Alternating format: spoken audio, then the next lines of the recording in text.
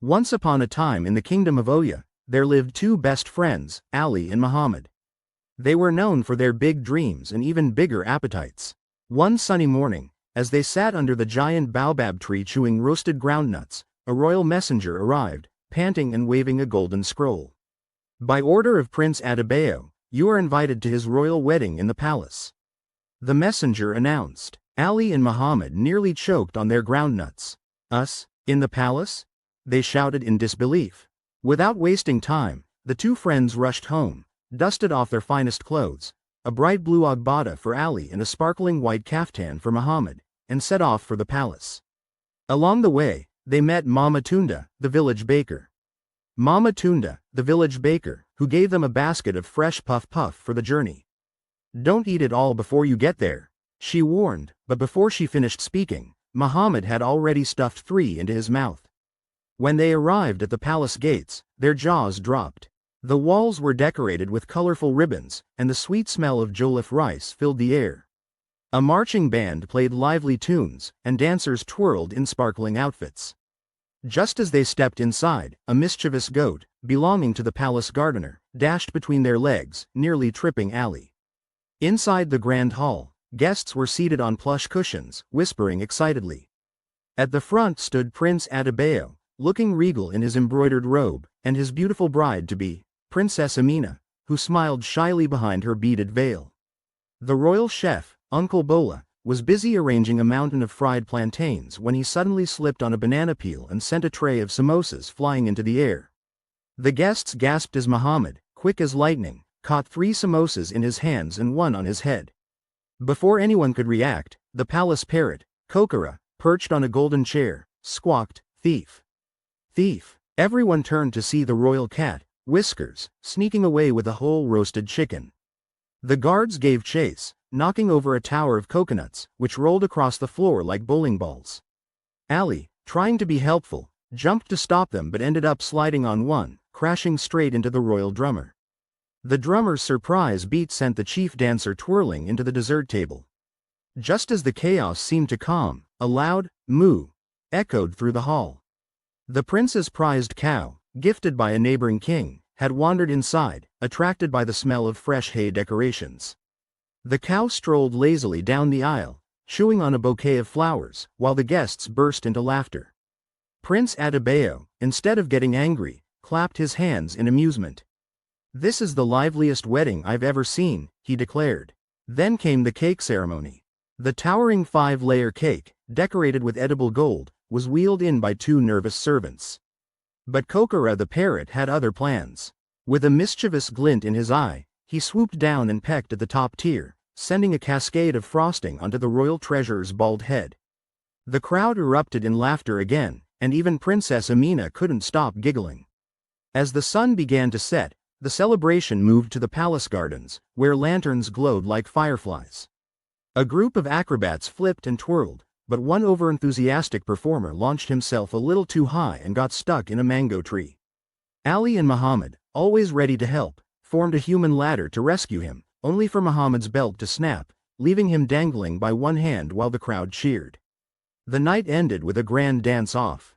The prince, the princess, Ali, Mohammed, the palace guards, and even the gardener's goat joined in. The musicians played faster and faster until everyone collapsed in happy exhaustion. As Ali and Mohammed lay on the grass, staring at the stars, Mohammed sighed, "Best wedding ever." Ali nodded, grinning, "And we didn't even know we were invited." The next morning, Ali and Mohammed woke up in the palace guest chambers, still wearing their party clothes from the night before. Mohammed's stomach growled louder than the palace lion.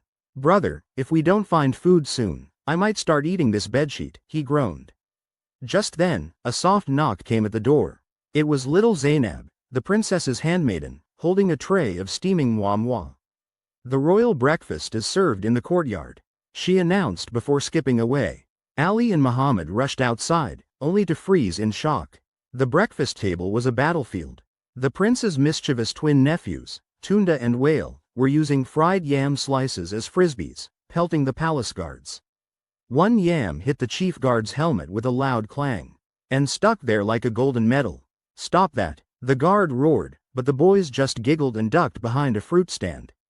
Before Ali could grab a plate, a wild screech filled the air. Princess Amina's pet monkey, Bingo, had escaped his golden cage.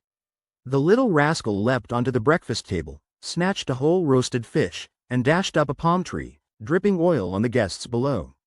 "My new dress," wailed Auntie Ngozi, the royal tailor, as fish oil splattered her expensive lace.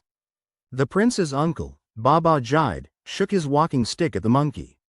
"You disgraceful animal, come down this instant." Bingo responded by throwing a coconut at him. Thud! Right on Baba Jide's favorite hat. Just as the chaos peaked, the royal gong sounded. "Attention!" boomed the palace announcer. "The grand wrestling competition will now begin." Ali's eyes lit up. "Mohamed, this is our chance to win a prize." But Mohamed was too busy trying to lick leftover stew off a discarded banana leaf. Before Ali could drag him away, the royal wrestler, Mountain Efe, stomped into the arena. His muscles had muscles. When he flexed, 3 buttons popped off his shirt and hit a drummer in the eye. Ali, ever the brave one, jumped into the ring. The crowd gasped. "This small boy wants to wrestle Mountain Efe?" they whispered. Efe laughed so hard he nearly choked on his chewing stick. "Little fly, I will toss you like a salad," he boasted. The match began.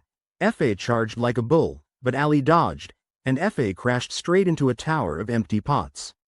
Crash, bang, the crowd went wild. "Ali, Ali, Ali," they chanted. Even Prince Adebayo clapped in amazement. Meanwhile, Mohamed had sneaked into the palace kitchen, following the delicious smell of suya. But Chef Bola caught him red-handed with a stolen skewer. "Thief!" the chef yelled, waving a giant ladle. Mohamed took off, knocking over a basket of onions, which rolled under the feet of the palace guards chasing Bingo the monkey. Slip, slide, crash. The guards tumbled into a pyramid of empty water gourds. Wah! They howled as gourds rained on their heads. Back at the wrestling ring, Ali was declared the surprise champion after Mountain Efe got his foot stuck in a clay pot. The prince awarded Ali a shiny gold bracelet, which immediately turned green. Fake gold? Ali gasped. The crowd burst into laughter. "April Fool!" shouted Prince Adebayo. "The real prize is a lifetime supply of pounded yam." Ali nearly fainted from joy. Just then, a terrified scream echoed from the palace well. It was the royal barber, Uncle Remy. He had been lowering a bucket when Bingo the monkey stole his wig and tossed it down the well. "My hair, my pride," Uncle Remy wailed, clutching his now bald head. The prince sighed and ordered the guards to fish out the wig. After an hour of trying, they pulled up, a confused frog wearing the wig like a tiny hat. The entire palace erupted in laughter. As the sun set again, Ali and Mohamed sat under the palace's biggest tree, feasting on their pounded yam prize.